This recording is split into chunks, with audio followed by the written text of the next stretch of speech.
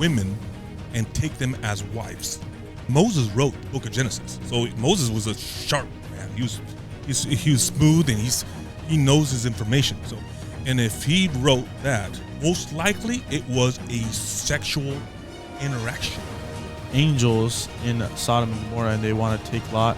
And it's there where the citizens, the people of Sodom and Gomorrah, look at these angels and they want to sleep with them.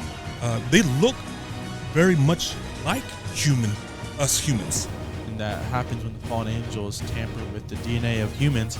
It makes me think of what we hear about in today's day and age about alien abductions. Yeah.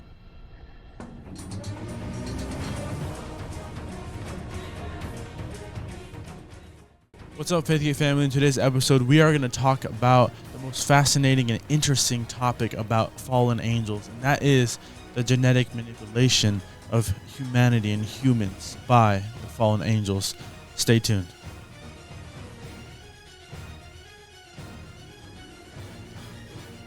So let's start by traveling back in time to an ancient book called the Book of Enoch. Yeah. And although this is non-canonical, it is still very real, and it holds a lot of evidence supporting fallen angels. And we see in the Book of Enoch that the fallen angels descended on earth, and they came into the daughters of man. And I would encourage you to read the Book of Enoch on your own, because it goes into detail about what they did to the humans and how they genetically manipulated them. But it goes all the way to the Book of Enoch, when these beings who were said to be giants were described as corrupting humanity physically and spiritually. So who are the fallen angels and who are the Nephilim? Well, the fallen angels. The fallen angels are created beings that God created. That at one time, it doesn't say specifically when these created angelic beings disobeyed God, and they fell from the heaven above, wherever heaven's at, and they descended on earth and basically rebelled against God. And that's what they call them, fallen. Complete rebellion against God. So these are the fallen angels. Now, what did they do? With the fallen angels in the Book of Enoch, it records 200 fallen angels descended on Mount Hermon. And what they did is they made a pact within themselves to come down to the daughters of men and take them as wives. And by taking them as wives, they birthed giants, or birthed mighty men. The Bible says they birthed mighty men, men of renown.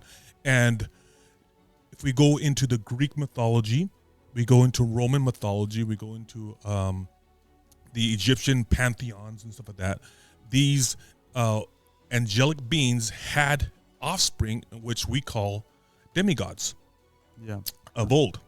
So those are the fallen angels. They were created by God, and they descended on earth, and they did a pact on earth to come to the daughters of men and basically have offspring.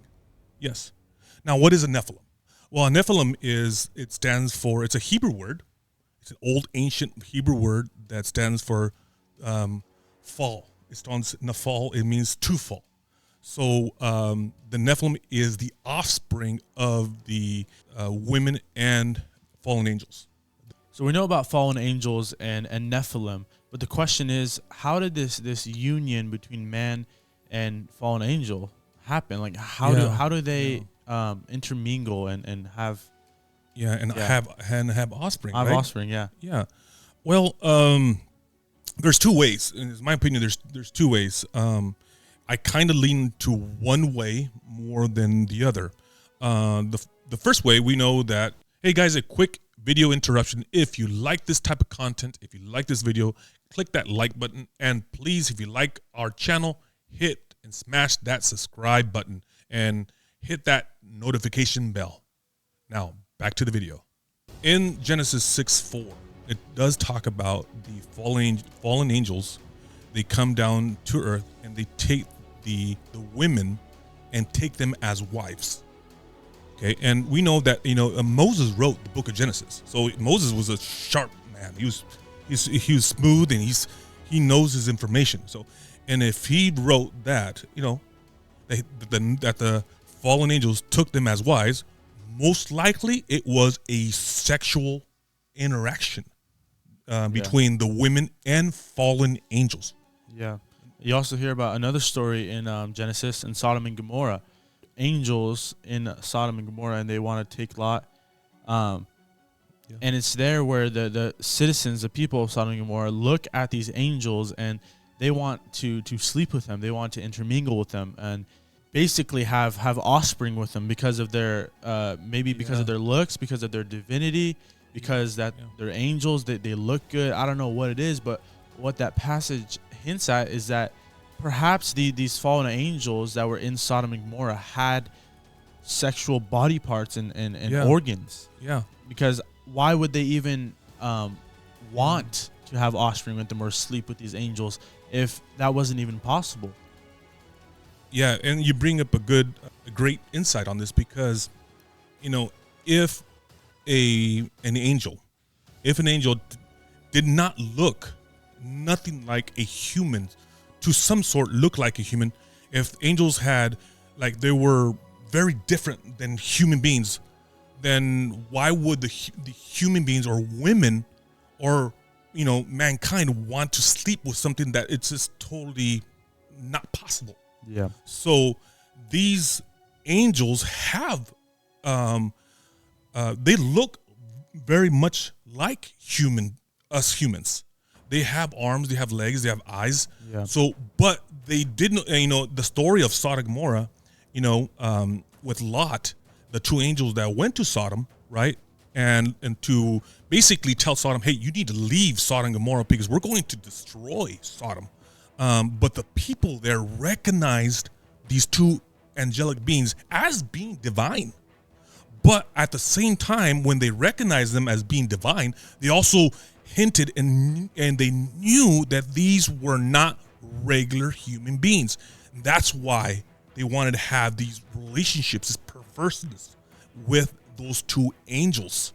And it's my belief, my own personal opinion, that Sodom and Gomorrah was a perverse two cities. These two cities were very close by, and they were very perverse, that Sodom and Gomorrah perhaps could have been like a breeding hub for perverseness, evilness, and a history, perhaps, with mingling and having offspring, having relationships with angelic beings. Yeah, like a breeding ground for Nephilim, perhaps, where these giants would be born in this perverse city of Sodom and Gomorrah, which is full of wickedness and sin.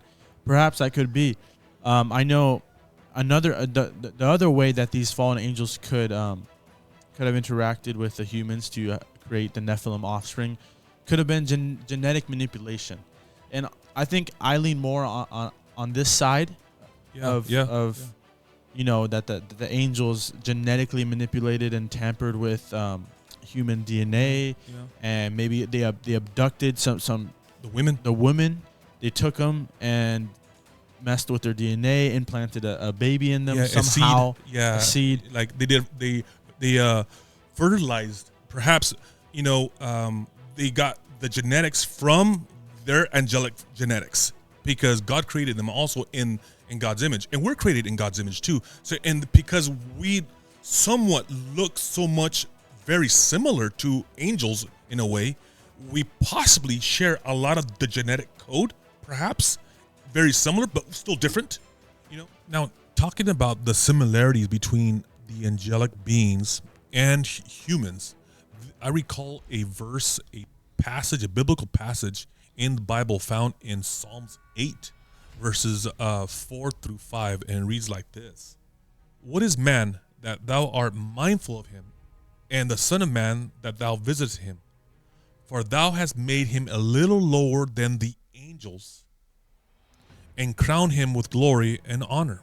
So this biblical passage basically says that when God created humans, man, God created them a little lower than the angelic beings. So there is some type of, it alludes to the way the angels, how they look, and and the way they're very similar to humans.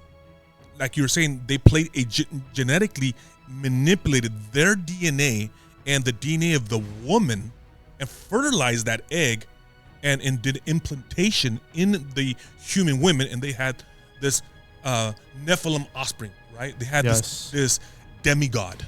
But what's important also to point out is that this is nothing like how Jesus was incarnated and born in the womb of Mary, because that was of the Holy Spirit, that was of God, and fallen angels, when they tamper with human DNA and with the females, they do it out of in disobedience. In disobedience to God. Yeah, and it's not God's will. Contrary to God's perfect and it's loving, creation that He created humans.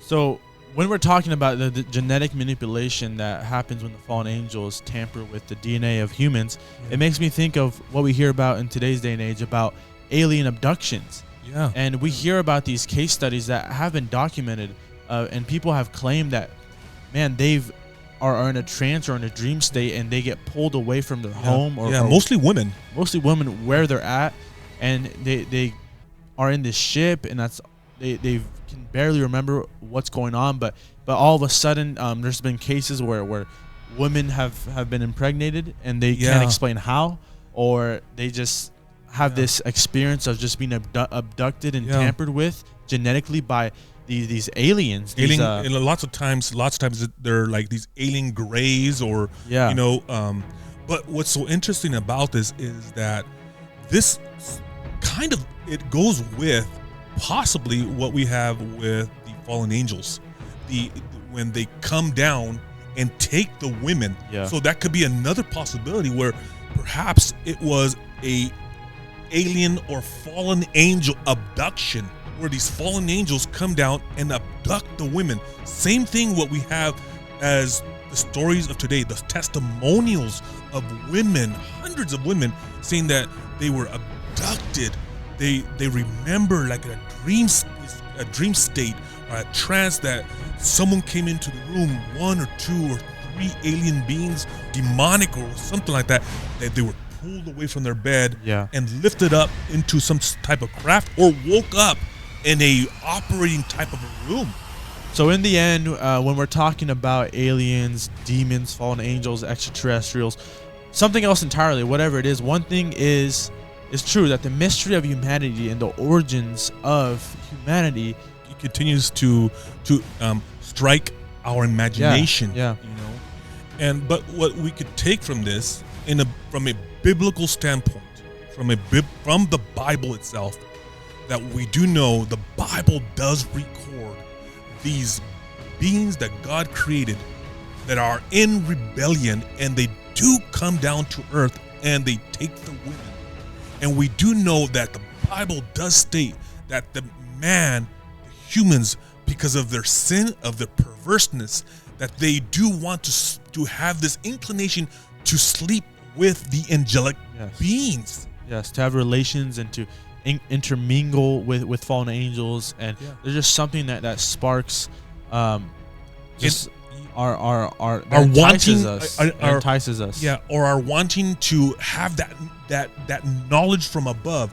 And it goes back to, again, the tree of knowledge of good and evil, to become God. And as long as we could get that knowledge that from some type of being that is higher than us to give us more knowledge, it goes back to the garden.